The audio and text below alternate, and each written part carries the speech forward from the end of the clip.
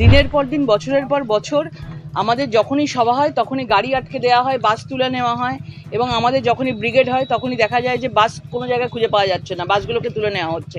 এবং আজকে তাদের মুখে শোনা যাচ্ছে নাকি তারা ট্রেন তুলে নিয়েছে। ট্রেন নিয়ে নিলে তারা তাদেরকে প্লেনে নিয়ে যাক তাদেরকে।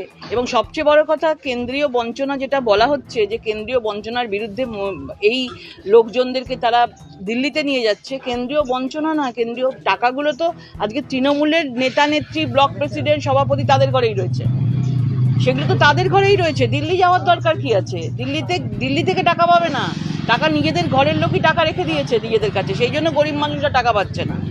এইসব নিয়ে নাটক করা হচ্ছে। পার্থ ভৌমিক বলেছে ওখানে লাঠি চললে পশ্চিমবাংলাতেও লাঠি চলবে, দিল্লি পুলিশ লাঠি চালালে পশ্চিমবঙ্গে লাঠি সবসময় চলে।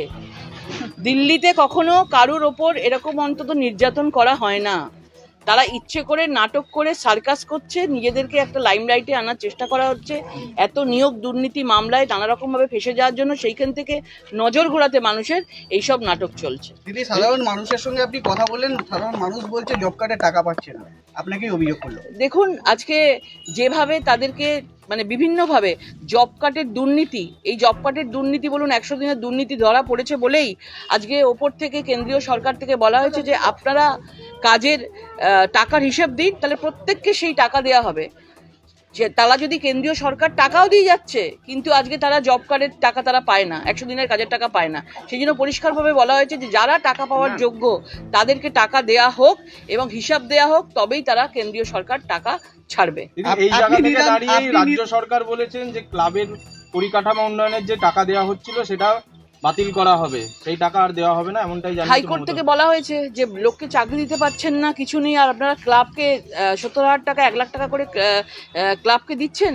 এবং সেটা দেখে বুঝতে পেরেছে যে হাইকোর্টে নানা সংবিধানের মানে গেরোয় পড়তে পারে, সেই জন্য আজকে আগে ভাগে উনি বলে দিচ্ছেন টাকা তো যাদের দেওয়া হয়েছে পুজোতে দিয়ে দেওয়া হয়েছেই, সব দেওয়ার পরে এখন বলছে আমি আর কাউকে টাকা দেবো না। এখন টাকা দেওয়ার কিছুই নেই, সেই জন্য পুরো নাটক চলছে, এটাকে কোর্টকে দেখাচ্ছে যে আমি কত স্বচ্ছ। দিদি, শুভেন্দু অধিকারী বলেছেন যে আর ডাকাডাকি বন্ধ হোক, এবার ধরাধরি শুরু হোক। তো কি আপনারা সিবিআই বা ইডি থেকে ফ্রাস্ট্রেটেড হয়ে গেছেন, কি বলছেন আবার ধরাধরি? ইডির মতো তদন্ত করছে, সিবিআই তদন্ত করছে, তাদের উপর পুরো ভরসা আছে। আজ না হোক কাল তো আমরা জানি যে দোষীরা শাস্তি পাবে, এবং যারা নির্দোষ আছে তাদের নামও সামনে আসবে, এবং বড় বড় যারা মাথা রয়েছেন তাদের খুব অবিলম্বেই গ্রেপ্তার করা হবে। আজকে সারা দেশ জুড়ে আমাদের স্বচ্ছ ভারত কর্মসূচি পালন হচ্ছে। 1 অক্টোবর প্রত্যেকটা বিজেপির জনপ্রতিনিধি, কার্যকর্তা, কর্মীরা প্রত্যেকে এই স্বচ্ছ ভারত অভিযানে অংশগ্রহণ করেছেন।